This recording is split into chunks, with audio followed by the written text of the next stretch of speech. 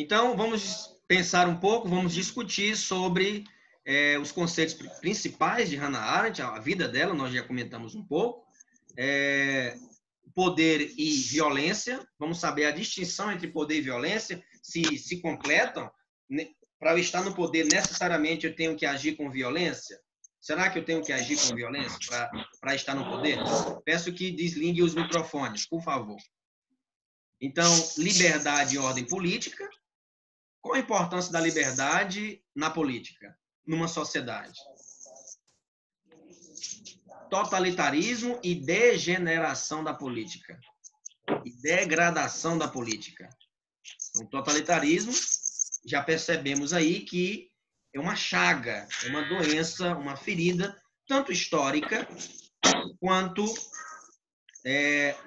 em todo o processo político democrático. Sempre, infelizmente, aparece uma pessoa com uma ideia extremada, uma ideia radicalizada, para, assim, levantar uma ideia, uma noção de sociedade alheia, né, aos princípios democráticos.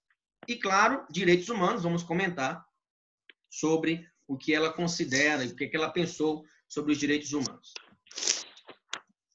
Bem, quem não conhece Hannah Arendt é esta mulher muito, como eu falei no início da aula, empoderada, uma mulher que, de fato, ela lutou contra o machismo também, tendo em vista, olha, a única mulher que nós vamos ver. Infelizmente, tem outras pensadoras, inclusive brasileiras, como Djamila Ribeiro, que eu gostaria de... Mas devido ao tempo e nossa disciplina agora vai partir para uma seara mais técnica, estudando Hans Kelsen e Norberto Bobbio, mas vamos estudar um pensador africano. Então, de tal modo que nós conseguimos abordar os espaços, o lugar de fala, né, de certo modo, desses pensadores. Né? Temos Hannah Arendt aí como representante feminina, né, da política, né? Da política, tá? Então, a privação de direitos e perseguição de pessoas no âmbito, né, de origem judaica, isso, tem. A Agamben tem ligação com Hannah Arendt. Perfeito, boa pergunta. Então, a Agamben recebe também influência de Hannah Arendt. Então, e essas contribuições que vocês fazem, eu também, Ellen, eu também pontuo aqui, tá? Eu vou depois observar que vocês estão participando e as pessoas, e depois eu posso colocar lá uma contribuição, né, para Ellen, a nota e tal, já que o sistema exige tanta nota e vocês também são sedentos por nota. Mas continuemos. Como eu dizendo, não é somente homens, né, uma filosofia estritamente masculina, mas também pessoas que assumiram, como Hannah Arendt, um lugar e levantaram ergueram assim um edifício que também a mulher pode se manifestar politicamente. E para ela, política não é só sentar na cadeira e... Não, política para Hannah Arendt é participação. Política para Hannah Arendt é ação, é atitude. Né? Então, diante da perseguição de origem judaica, né, de pessoas de origem judaica, Hannah Arendt teve que se exilar. Né? Teve que se exilar. Então, o regime nazista retirou-lhe a nacionalidade em 1937, o que a tornou apátrida. Então, Hannah Arendt ficou a mercê, aí não tinha pátria. Lembra lá de Agamben? Né? Por exemplo, os refugiados. Né? Hannah Arendt também, de certo modo, ela foi também...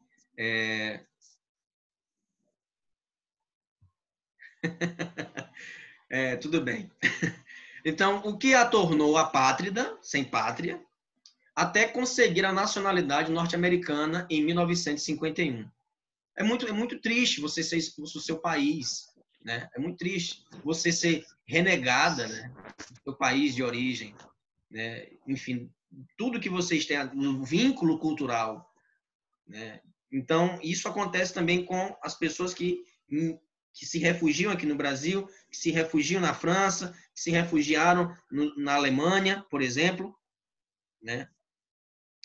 Bem, trabalhou entre outras universidades, entre outras atividades, como jornalista, professor universitário, e publicou obras importantes sobre filosofia política. Contudo, recusava ser classificada como filósofa. Não, para ela, não era filósofa, ou até mesmo uma filósofa política. Para ela, era uma teórica política, né? Uma teórica política. Mas teoria aí no sentido o pensamento dela é lindo, tá? E empoderada. Vocês vão ver fotos aqui dela garbosa, né? Lindona, tá? Minha irmã que diz isso. Outro dia ela pegou uma imagem, um parênteses, pegou uma imagem de Kafka. Olha que um homem bonito, né? Se eu não me engano, tem até aqui um livro dele. E aí viu ele jovem, né? Novinho. Aí julga o pensador pela imagem, tá? Por favor. Mas, enfim, isso faz parte também, né? Mas vamos continuar. Então, para ela, era uma teórica política, né? Uma teórica política. Então, são pensadores, como toda aula eu faço questão de mencionar, quais filósofos, alguns filósofos que Hannah Arendt leu, que Hannah Arendt se deixou influenciar. Uma enorme influência aí da filosofia antiga, da filosofia grega, com Platão e Aristóteles. Immanuel Kant, claro, Kant, minha orientadora que falava, Cristina Sparano, era minha orientadora no mestrado, ele dizia, olha, Kant é imbatível, viu? Kant é imbatível. Olha, a maioria dos pensadores pós-modernos, né, os pensadores contemporâneos, tiveram uma influência negativa ou positiva do pensamento kantiano. Então, realmente, ele influenciou. Inclusive, eles têm até um livro sobre ele, né, que fala sobre Immanuel Kant. E temos Karl Jaspers, né? Karl Jaspers é um filósofo existencialista, outros pensadores que também sofreram com a guerra, com a Segunda Guerra Mundial, foram perseguidos. Bem, continuando. As influências, né, influência intelectual dela, Hannah Arendt tinha uma biografia entre conflito, um conflito que ela teve, um conflito de guerra, um conflito de perseguição, e ela destacou-se pela sua sensibilidade de observar o seu olhar clínico, um olhar realmente de rapina, né, um olhar muito acurado com a realidade da época, e ela percebeu, né, fez um raio-x assim, olha, a crise de valores que a época viveu, né, nesse período, tanto entre guerras quanto durante a guerra, Segunda Guerra Mundial, a erosão dos espaços públicos, a domesticação, olha as características, observem, a domesticação das massas pelas artimanhas do capital e pelas ilusões comunistas, aliás, consumistas, né? Então, o capital, o capitalismo, o consumismo, a televisão nessa época, aqui no Brasil, a televisão veio aparecer em 1950, né? O primeiro movimento televisivo do Brasil, muito rústico, muito rudimentar ainda, mas conseguiam evoluir e, claro, alimentar assim um público consumista, criar uma sociedade consumista, né?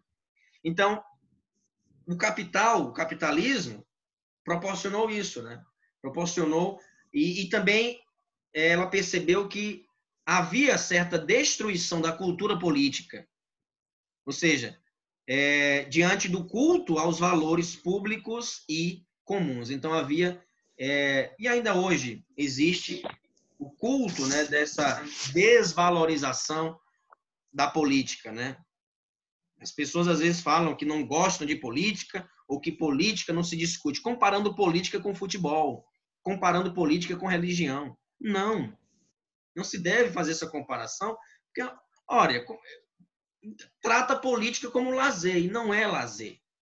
Política é uma atividade séria, que deve ser exercida, e aí volto ao discurso do ministro Barroso, do presidente do STE agora, Supremo Tribunal Federal, ou Eleitoral, onde ele fala que Devemos trazer o jovem, conquistar o jovem para a política, fazer com que o jovem participe mais da política, os jovens participem mais da política, né? E, claro, nesse período, Hannah Arendt ela foi perseguida devido a ser de origem judaica.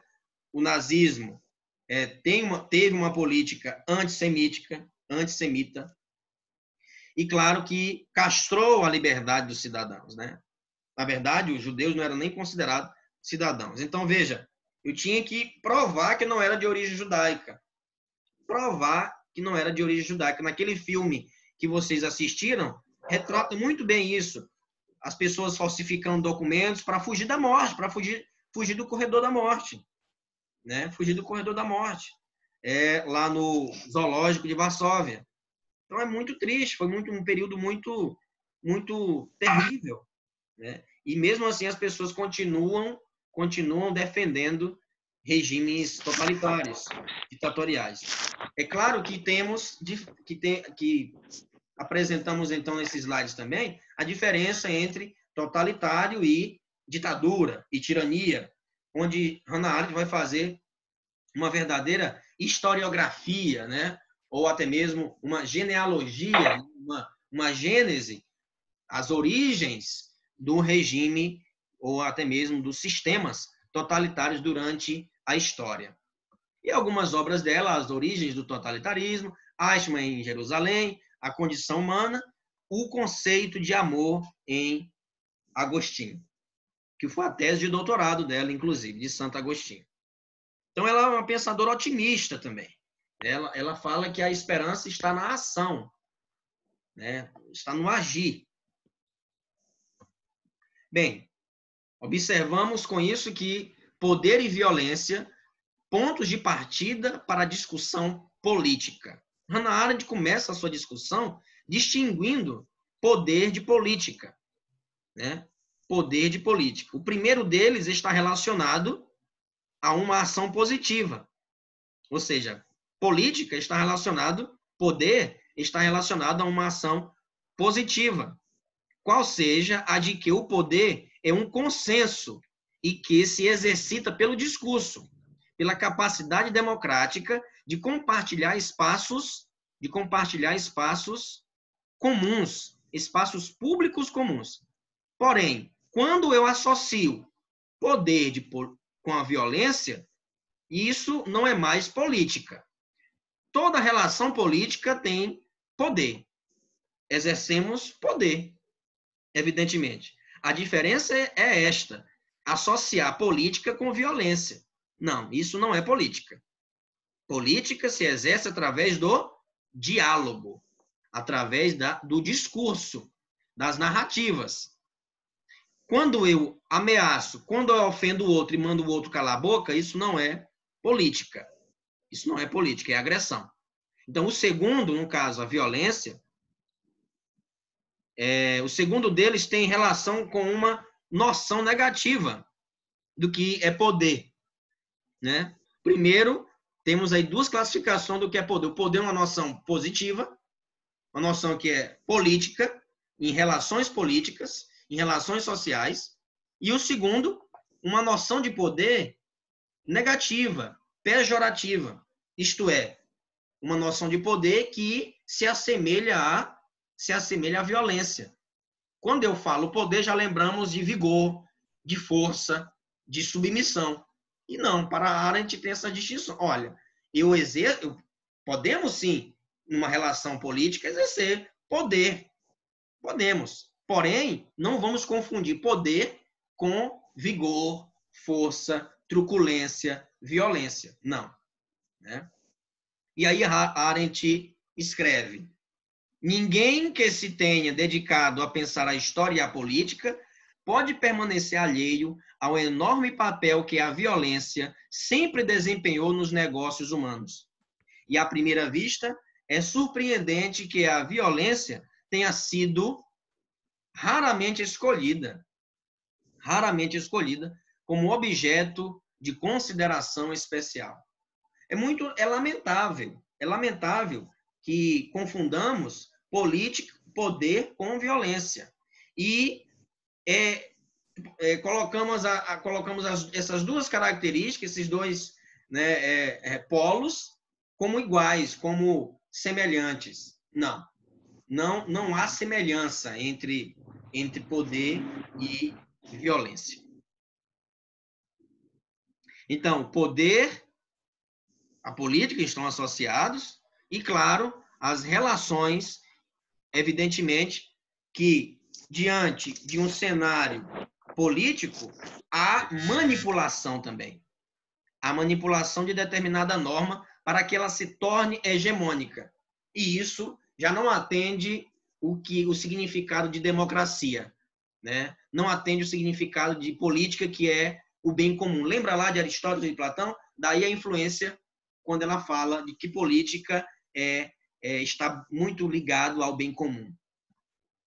E aí, as discussões de Arendt, que ela vai repousar, é sobre política, poder, direitos, justiça e manipulação. O que é política para Arendt, afinal? O que é política para Arendt? A política baseia-se na pluralidade dos homens. Bonito isso. Pluralidade. É um princípio constitucional. Pluralismo de ideias. Pluralismo político. É um princípio constitucional. Né? Então, a política baseia-se na pluralidade dos homens. Deus criou o homem. Os homens não são um produto humano mundano, um produto da natureza humana, né? A filosofia e a teologia sempre se ocupam do homem, e todas as suas afirmações seriam corretas, mesmo se houvessem apenas um homem, ou apenas dois homens, ou apenas homens idênticos. Por isso, não encontraram nenhuma resposta filosoficamente válida para a pergunta: o que é política? Mas ainda, para todo o pensamento científico existe apenas o homem. A biologia, ou na psicologia, na filosofia e na teologia, da mesma forma como para a zoologia, só existe um leão. Os leões seriam, no caso, uma questão que só interessaria aos leões. Então, com isso, Hannah Arendt diz, olha, penso ser um triste reflexo do atual estado da ciência política, que nossa terminologia não distingua, né, entre palavras-chave tais como poder, vigor, força, autoridade e, por isso, violência, as quais se referem a fenômenos distintos e diferentes e que dificilmente existiriam se assim não fosse. Se assim não fosse. Então, o que Arendt quer dizer? Olha, a política foi feita para o homem. Para o homem. E devemos entender homem não como um adereço histórico, não, mas como um partícipe das próprias relações, partícipe das próprias decisões políticas, voltadas, evidentemente, para o bem comum. E que não podemos também confundir poder, vigor e de força. Né? E, claro, a autoridade. São distintos. Bem, daí a distinção que Hannah Arendt vai falar. Vigor, força, autoridade e violência são totalmente diferentes de poder. E isso aí está no livro lá do Eduardo Bittar também. Tá? O que é poder para Hannah Arendt? Poder corresponde à habilidade humana não apenas para agir, mas para agir em concerto. Veja que está com C aqui. Não é consertar de arrumar. Em concerto, em harmonia, em sintonia, num grupo, né? Conversando. Né? Um concerto é o quê? Os instrumentos, né? Dialogando entre si. Tu está desafinado aqui. Não é para criar uma homogeneidade. Cada instrumento ali tem uma identidade. Cada pessoa, não estou... pode ser uma comparação infeliz aqui, eu estou comparando o ser humano com um instrumento. Mas só quero que vocês entendam e percebam que o violino tem sua peculiaridade, o baixo tem sua peculiaridade, a bateria tem sua peculiaridade, o maestro tem sua peculiaridade. Cada um por isso que política para Hannah Arendt é o pluralismo entre os homens, dos homens. Então, cada pessoa tem uma identidade específica. Não podemos querer construir na política uma homogeneidade. Um grupo seleto que eu vou governar para eles. Não, de forma alguma. Eu tenho que governar, daí, olha como os pensadores se combinam. Rawls vai falar o quê? John Rawls vai falar o quê? Vai falar sobre a justiça como a equidade. Sobre atender e oportunizar justiça social, equidade, para todas as pessoas na medida das suas diferenças também. Um deficiente físico, eu tenho que atender e ele merece mais um olhar mais atento do que uma pessoa com as pernas. Andando, normalmente, que não vai ter dificuldade de subir a escada. Mas para ele, sim, eu tenho que dar a oportunidade para ele subir sem vexame. E tem que dar direito para ele de acessibilidade.